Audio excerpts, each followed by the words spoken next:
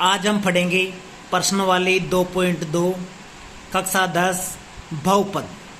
बहुपद की प्रश्न वाली पढ़ेंगे।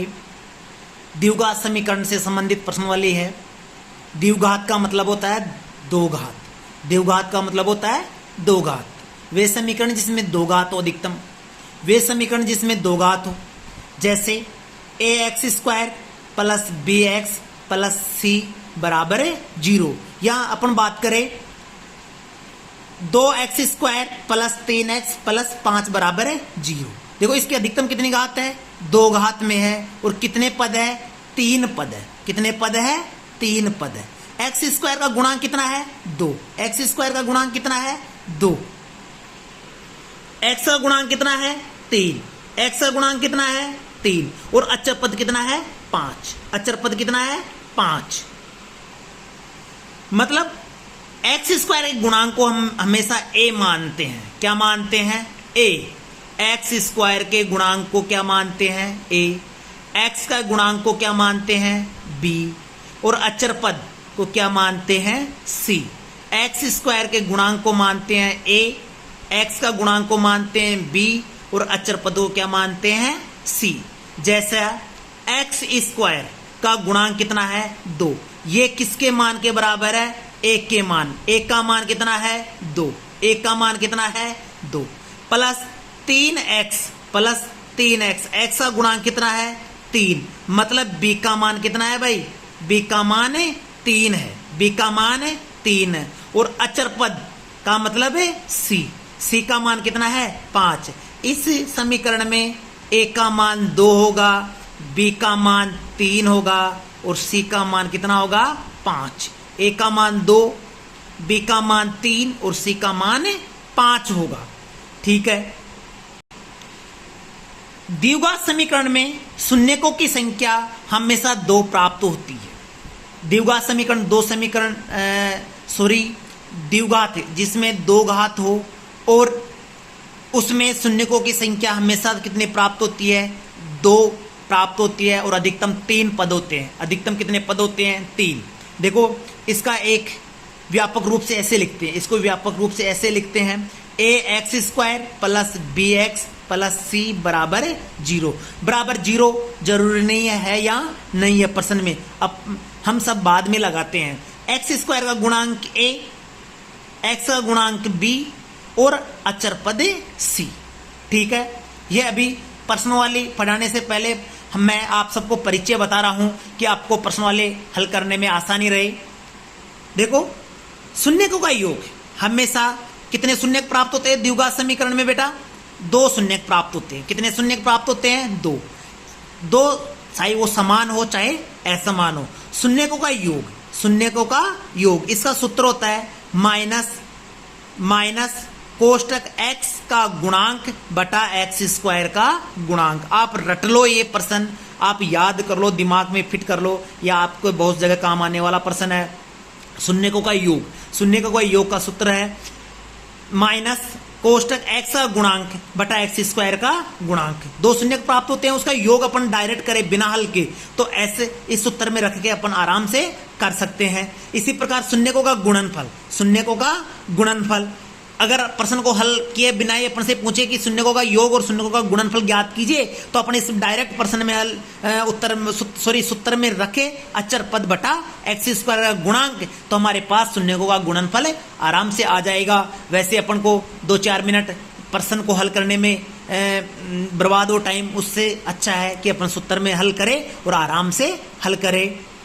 जैसे देखिए एक द्विघात समीकरण है 3x² प्लस 5x प्लस 7 बराबर 0।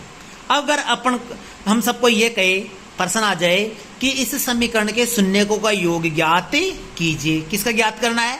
शून्यकों का योग ज्ञात कीजिए। और शून्यकों का योग का हमें सूत्र याद है और शून्यकों का गुणनफल का हमें सूत्र याद है, तो हम डायरेक्ट इसका मान रखे हल कर सकते हैं। देखो शून्यकों का योग, शून्यकों का योग हल करने के लिए अपन को सूत्र याद होना चाहिए। और सूत्र कौन सा है अपने पास? देखो यह सूत्र हमारे पास, शून्यकों का योग बराबर माइनस कोष्टक x का गुणांक और x² बटे x² का गुणांक। इस सूत्र में रखा, माइनस है तो माइनस। x का गुणांक कितना है? इस x का गुणांक कितना है 5, 5 रख दिया कोष्टक में, 5 रख दिया, बटा x स्क्वायर का गुणांक कितना है 3, इस x स्क्वायर का गुणांक कितना है 3 बटा 3 रख दिया, बराबर हल करेंगे, माइनस और 5 गुणा करेंगे तो माइनस का 5 बटा 3, तो शून्य को का योग कितना आ गया माइनस का 5 बटा 3। इसी प्रकार अपन को शून्य को गुणनफल ज्ञात करना है तो उसका सूत्र है, ये सूत्र हमारे पास है, शून्य को का गुणनफल का अचर पद बटा x स्क्वायर का गुणांक। तो हमें पता है शून्य को गुणनफल ज्ञात करेंगे तो अचर पद कितना है 7, अचर पद कितना है 7, तो अचर पद बटा शून्य को x स्क्वायर का गुणांक, x स्क्वायर कितना है का गुणांक कितना है 3, x स्क्वायर का गुणांक कितना है 3, तो 7 बटा 3। ये हमें आराम से इजी वे में ज्ञात हो गए योग और गुणनफल। नहीं हमें द्विघात समीकरण को गुणनखंड विधि से हल करते, फिर उन गुणांक को गुणा करते या योग करते, जब हमारे आंसर आते हैं तो आप डायरेक्ट इस सूत्र में रख के हल कर सकते हो। अब हम सब अब प्रश्न स्टार्ट करेंगे, प्रश्न वाली 2.2 का।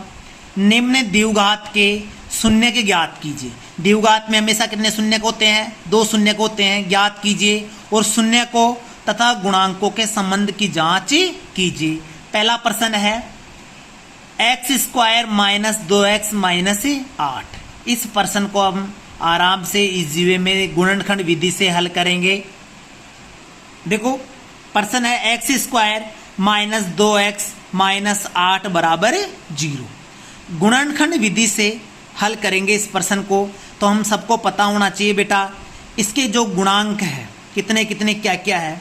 x स्क्वायर का गुणांक कितना है 1, कोई भी संख्या से गुणा नहीं हो रहा है, इसका मतलब कितना है 1, कितना है 1, किसी भी संख्या से गुणा नहीं हो रहा है, इसका मतलब कितना है 1। x का गुणांक कितना है माइनस का 2, माइनस का 2, और अचर पद कितना है माइनस का 8। इसका मतलब x स्क्वायर का गुणांक a का मान 1 है, b का मान -2 है और c का मान -8 है।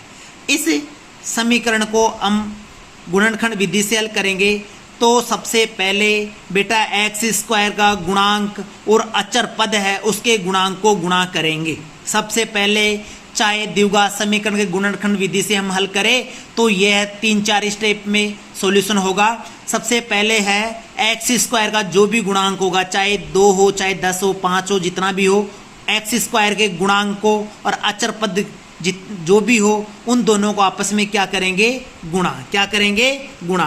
तो अचर पद कितना है माइनस का 8 और x स्क्वायर का गुणांक कितना है 1, इन दोनों को आपस में गुणा करेंगे तो -8 को और 1 को गुणा करेंगे तो -8।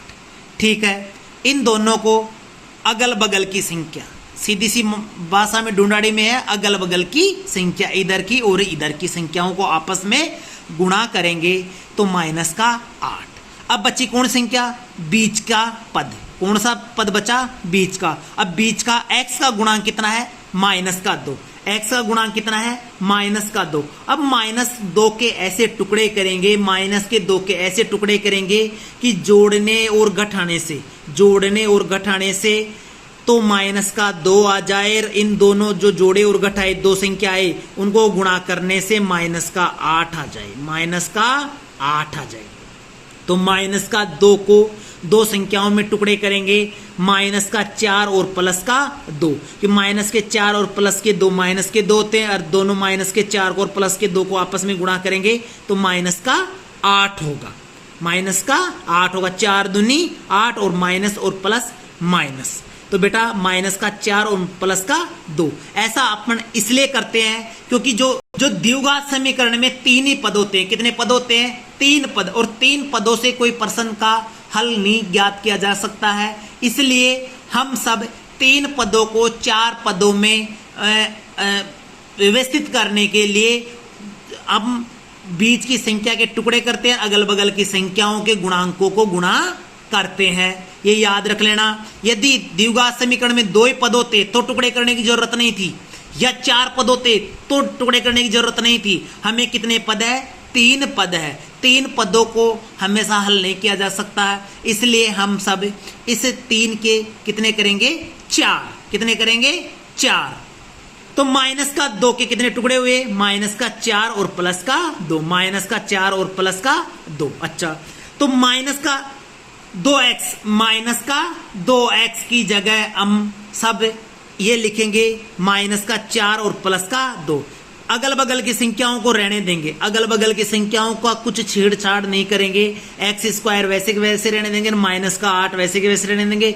जो बीच में माइनस का 2x था उसकी जगह केवल और केवल अब ये जो टुकड़े किए थे माइनस के 2 के टुकड़े, तो माइनस का 4 प्लस का 2। ये सीधी सीधी भाषा में समझ लो, मेरे पास 10 रुपए का नोट है या 5-5 के 2 सिक्के हो, चाहे 1-1 रुपए के 10 सिक्के हो, बात एक ही है। इसी प्रकार -2 हो, चाहे -4 और प्लस का 2, बात एक ही है। तो इसको -2x की जगह माइनस का 4x प्लस का 2x लिख देंगे। अब हमारे पास कितने पद हो गए, 4 पद, 1 2 3 4। अब आराम से पर्सनल करेंगे, 2-2 संख्याओं, 2-2 पदों के जोड़े बना लेंगे। शुरुआत के 2 पदों के जोड़े बना लेंगे और अंतिम 2 पदों के क्या बना लेंगे, जोड़े, और उनसे हम कॉमन संख्या उभयनिष्ठ ले लेंगे। दोनों में से क्या कॉमन आ रहा है बेटा, x कॉमन आ रहा है, x स्क्वायर है और यहाँ x है तो x कॉमन आ रहा है। x ले लिया तो x का भाग x स्क्वायर में देंगे तो कितना बचा, x। माइनस आगे चिन्ह किसका है, माइनस का। x से x क्या हो गया, कैंसिल, कट गया, कैंसिल हो गया, तो कितना बचा 4, कोष्टक बंद। आगे प्लस है तो प्लस, माइनस होता तो माइनस। अब 2x -8 में से क्या कॉमन ले लेंगे बेटा, 2 कॉमन ले लेंगे। x तो आएगा नहीं क्योंकि x इसी में है, इसमें है नहीं, तो 2 ही कॉमन है ले लेंगे। 2 कॉमन आ गया, 2 से 2 कैंसिल हो गया, क्या बचा x, और माइनस है तो -2 का भाग किस में देंगे, 8 में कितनी बार गया, 4 बार, कोष्टक है बंद।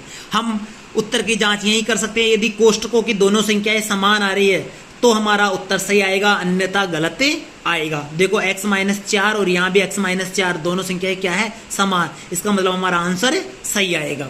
तो दोनों में से कॉमन ले लो, x -4 बाहर आ गया, क्या बचा x प्लस 2, x की जगह x प्लस है तो प्लस, 2 की जगह 2, और बराबर का 0।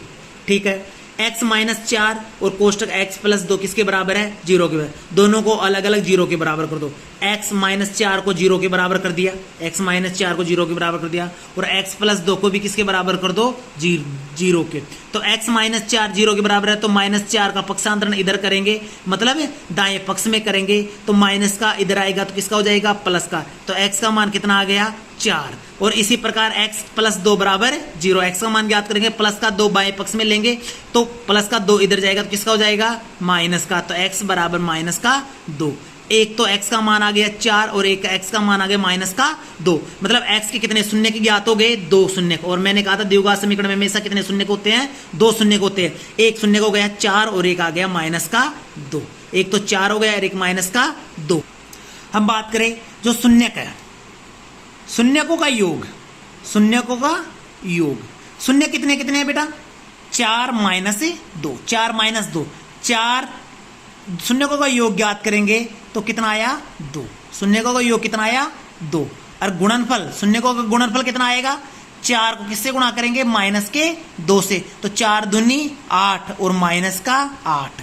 कहने का मतलब शून्यकों का योग तो आ गया 2, शून्यकों का योग तो आ गया 2 और गुणनफल कितना आ गया, माइनस का 8। अब इसके शून्यकों की शून्यकों एवं गुणांकों के संबंध में क्या करेंगे बेटा, जांच करेंगे। क्या करेंगे, जांच करेंगे। तो शून्यकों का योग का क्या सूत्र था, शून्यकों का योग का सूत्र था माइनस कोष्टक x का गुणांक बटे x स्क्वायर का गुणांक, x स्क्वायर का गुणांक ये सूत्र था। करेंगे माइनस की जगह तो माइनस, कोष्टक तो कोष्टक, x का गुणांक कितना था समीकरण में, x का गुणांक कितना था, माइनस का 2, x का गुणांक कितना था, माइनस का, x की जगह कितना रखेंगे, x के गुणांक की जगह माइनस का 2 और बटा x स्क्वायर का गुणांक हमारे पास 1 था, 1। तो देखो माइनस माइनस को गुणा करेंगे तो किसका हो गया, प्लस, और 2 का 2, 1 का भाग देते हैं तो वही संख्या आती है। तो शून्यकों का योग कितना आ गया, 2। योग किया था शून्यकों का योग, तो कितना आंसर आया था, 2। इसी प्रकार शून्यकों का गुणनफल, इसी प्रकार शून्यकों का गुणनफल, इसका सूत्र होता है अचर पद बटे एक्स स्क्वायर का गुणांक, अचर पद बटे एक्स स्क्वायर का गुणांक। तो समीकरण में हमारे पास अचर पद कितना था, माइनस का 8 और एक्स स्क्वायर का गुणांक कितना था, 1। तो 1 बराबर 1 का भाग माइनस 8 में देंगे तो माइनस का 8। तो शून्यकों का गुणनफल कितना आया, माइनस का 8। तो शून्यकों का योग, दो शून्य का आए थे 4 और एक माइनस का 2, इनका योग करेंगे 4 प्लस कोष्टक माइनस 2, तो योग तो आ गया 2 और शून्यकों का गुणनफल कितना आ गया 4 कोमा माइनस 2 के 4 गुणा माइनस 2 माइनस का 8। तो हमारे जो सूत्र से हल किया तब भी शून्यकों का योग 2 ही आया और गुणनफल -8 आया, और वैसे दोनों को गुणनखंड विधि से हल करके अलग अलग किया जब भी यही आए, तो इसलिए हम कह सकते हैं अतः गुणांक एवं शून्यकों की संबंध में जांच सत्य पाई गई। यह हमारा उत्तर की जांच हो गई, या अपन सत्यता की जांच हो गई। अब प्रश्न नंबर पहले का चौथा करेंगे, 4 नंबर, 4u² प्लस 8u है, इसको हमेशा हम किसके बराबर रख देंगे 0 के बराबर रख देंगे। तो बेटा यहाँ पर गुणनखंड विधि से हल करते हैं द्विघात समीकरण को, लेकिन यहाँ पर अभी कितने पद है, केवल 2 पद है। मैंने पहले भी कहा था 3 पद होते हैं तो उसको 4 पदों में कन्वर्ट करते हैं, अभी यहाँ 2 ही पद है तो 2 पदों को हमेशा करने की जरूरत नहीं है, इसी में अपन कॉमन लेके हल कर सकते हैं। या इसको ऐसे भी लिख सकते हैं 4u² प्लस 8u, क्योंकि यहाँ अचर पद तो कुछ है नहीं, तो अचर पद में कितना लिख सकते हैं 0 प्लस का 0, तो कोई समीकरण पे फर्क नहीं पड़ेगा नहीं, और बराबर का 0। ये समीकरण इसके अनुसार बना सकते हैं, लेकिन इसी को अपन हल करेंगे तो देखो 2 पद है तो 2 पदों का हल करेंगे तो कॉमन लेंगे, तो दोनों पदों में से क्या कॉमन आ जाएगा 4 गुणांकों में से तो 4 आ जाएगा, और यूं आ जाएगा 4u कोष्टक 4 का भाग 4 में एक बार 1 लिखने की जरूरत नहीं है, u को u² से u प्लस है तो प्लस 4 का भाग 8 में 2 बार u से u कैंसिल हो गया तो बराबर का 0, 4u कोष्टक u प्लस 2 कोष्टक 0। अब दोनों को, एक को इसको भी 0 के बराबर रखेंगे और u प्लस 2 को भी 0 के बराबर रखेंगे, 4u बराबर 2 और u प्लस 2 बराबर 0। तो u का मान ज्ञात करेंगे तो 4 को गुणा में है तो इस किस में चला जाएगा भाग में, तो 0 में किसका भाग देंगे 4 का, तो u का भाग मान कितना आ गया 0। इसी प्रकार u प्लस 2 बराबर 0, तो u का मान याद करेंगे प्लस का 2 इधर दूसरे पक्ष में जाएगा तो माइनस का 2, u का मान कितना गया माइनस का 2। हमेशा शून्य द्विघात समीकरण में कितने शून्य प्राप्त होते हैं 2, u के मान 0 आ गया और एक माइनस का 2, कितने शून्य आ गए 0 और कोमा -2। अब इसकी जांच करेंगे, इसकी जांच करेंगे तो हम सबको पता है कि शून्यकों का योग का सूत्र होता है, शून्यकों का योग का सूत्र होता है -x का गुणांक बटा x² का गुणांक, ठीक है। तो माइनस की जगह तो माइनस x का गुणांक कितना था, u का गुणांक 8, ठीक है, या x का मान लो या u का मान लो एक ही बात है, 8 u का गुणांक कितना था 8 बटे x² या u² का गुणांक कितना था 4 बराबर -8 में 4 का भाग देंगे तो माइनस का 2। शून्यकों का गुणनफल, शून्यकों का गुणनफल हमने था अचर पद, और अचर पद इस समीकरण में था नहीं और अपन ने 0 जोड़ा था तो अचर पद कितना हो गया 0 बटा u² का गुणांक कितना था 4, 0 में 4 का भाग दिया तो 0। अब हम जांच करेंगे शून्य के 0 कोमा -2 का योग कितना था बेटा 0 प्लस कोष्टक -2 बराबर -2, और शून्य के 0 कोमा -2 का गुणनफल कितना था 0 गुणा -2 बराबर 0, 0 को किसी भी संख्या से गुणा करेंगे तो 0। तो हमेशा ये प्राप्त हो गए हमें शून्यकों का योग -2 और ये -2 बराबर हो गए, और शून्य का गुणनफल यहाँ भी सूत्र से और वैसे हल करने से 0 आ गए। तो अतः गुणांकों के एवं शून्यकों के संबंध में जांच सत्य पाई गई। बहुत अच्छा प्रश्न है, इनमें से एक प्रश्न बोर्ड की परीक्षाओं में अनिवार्य रूप से आने वाला है, आपको बहुत मेहनत करनी है तो आपके आराम से अच्छे नंबर आ सके। 5वां प्रश्न है t² - 15, ये द्विघात समीकरण है, इसमें बेटा 2 ही पद है, कितने पद है 2, t² है और अचर पद है, बीच का जो x का गुणांक होता है वो नहीं है। अब अपनी हम सबकी मर्जी से t² प्लस 0 को .t - 15 बराबर 0 लिख सकते हैं। इस समीकरण को इस रूप में लिख सकते हैं, क्योंकि 0 को t से गुणा करेंगे तो ये सारा क्या हो जाएगा 0। क्या हो जाएगा 0। तो फिर यही बचेगा t स्क्वायर माइनस 15, तो ये बचेगा। लेकिन हल करने के लिए हम सब t स्क्वायर प्लस 0 को t से गुणा करेंगे तो 0 माइनस 15 बराबर है 0। अब इसमें एक का मान कितना है बेटा, एक का मतलब t स्क्वायर का गुणांक 1, b का मतलब t का गुणांक 0, अचर पद c का मतलब माइनस का 15। ठीक है, इसको हल करेंगे और गुणनखंड विधि से हल करने की जरूरत है नहीं, क्योंकि इसमें दो ही पद है, दो पदों के जोड़े आराम से बन जाते हैं। तो देखो t square minus 15 T square minus 15 सही है बराबर 0। तो माइनस के 15 को बाएं पक्ष में लेकर जाएंगे तो टी स्क्वायर माइनस का 15 इस तरह आ जाएगा तो प्लस का। हमें तो किसका मान चाहिए, टी का। किसका मान चाहिए, टी का। टी बराबर इधर स्क्वायर है तो इधर रूट में हो जाएगा, इधर वर्ग में है तो वर्गमूल में, इधर वर्गमूल हो तो इधर वर्ग में। पता है एक पक्ष से दूसरे पक्ष में जाते हैं तो प्लस की संख्या माइनस की प्लस की गुणा भाग में, भाग गुणा में, वर्ग वर्गमूल में, वर्ग और वर्गमूल वर्ग में। तो इधर स्क्वायर में था तो इसमें किस में हो गया, अंडर रूट में, और हमेशा प्लस में, और किस में हो गया, माइनस में, प्लस और माइनस में। इसका अलग से एक वीडियो बनाऊंगा वर्ग और वर्गमूल का, कक्षा 8 में बहुत अच्छे से समझाया गया है। टी बराबर प्लस माइनस अंडर रूट 15। इसका मतलब टी का जो शून्यक है वो एक का मान, एक तो आ गया रूट 15 और दूसरा आ गया माइनस का रूट 15। एक तो प्लस रूट 15 और एक माइनस रूट 15, दो शून्यक आ गए। अब इसकी सत्यता की जांच आपको करनी है। इसमें अचर पद तो बेटा माइनस के 15 है, एक्स का गुणांक 0 है और एक्स स्क्वायर का गुणांक कितना है 1। सूत्र में रख के और आप करोगे, स्वयं करोगे, आपका होमवर्क है, और आप मेरे कमेंट बॉक्स में बताओगे कि आप कर सकते हो या नहीं कर सकते हो। प्रश्न नंबर 2 है, एक द्विघात बहुपद ज्ञात कीजिए जिसके शून्यकों का योग और गुणनफल क्रमशः दी गई संख्याएं। पहला प्रश्न, दूसरा, तीसरा, चौथा, पांचवा, छठा, इसमें से हम कुछ प्रश्न करवाएंगे और बाकी प्रश्न आप खुद को करने हैं। सबसे पहले सरल छठा प्रश्न करते हैं, दूसरे का 6 नंबर का प्रश्न करते हैं। और यदि मैं आपको बताना चाहूँगा कि यदि आपको द्विघात समीकरण बनाना है और शून्यकों का योग और शून्यकों का गुणनफल दे रखा है तो मैं एक सूत्र आपको बता रहा हूँ, एक सूत्र जो ना आपकी किताब में है, तो आप एक डायरेक्ट हल कर सकते हो, लेकिन आपके स्कूल में या आपके सर आपको दूसरी विधि से भी बता सकते हैं। मैं आपको सूत्र के माध्यम से बता रहा हूँ केवल और केवल। किताब में आपकी लॉन्ग मेथड से बता रखा है तो आप वहाँ पढ़ सकते हो। मैं सूत्र से बता रहा हूँ आपको, 2 मिनट में आप प्रश्न हल कर सकते हो इससे।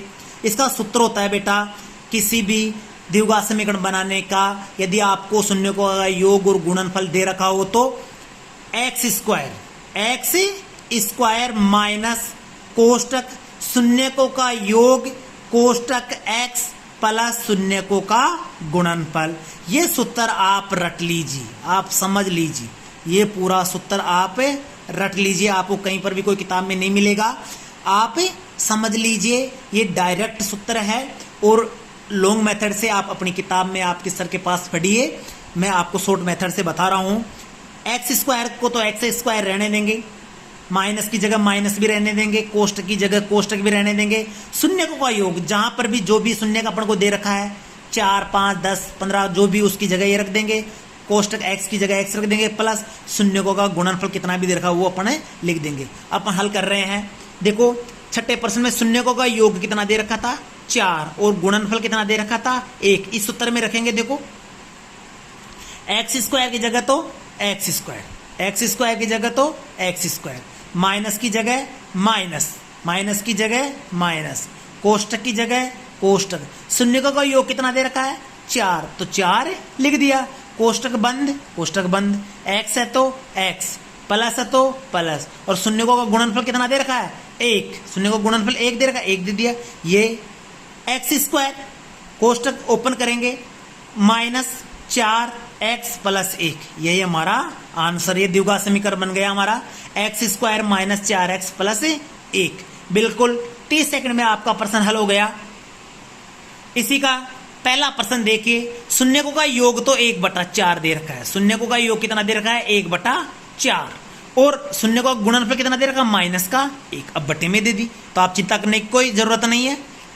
सूत्र है हमारे पास x² - कोष्टक शून्यकों का योग कोष्टक x + शून्यकों का गुणनफल। ये सूत्र आप याद कर लीजिए। आप ये सूत्र याद करोगे तो आराम से 30 सेकंड में कोई सा भी प्रश्न हो द्विघात समीकरण बनाने का, उसको आराम से हल कर सकते हो।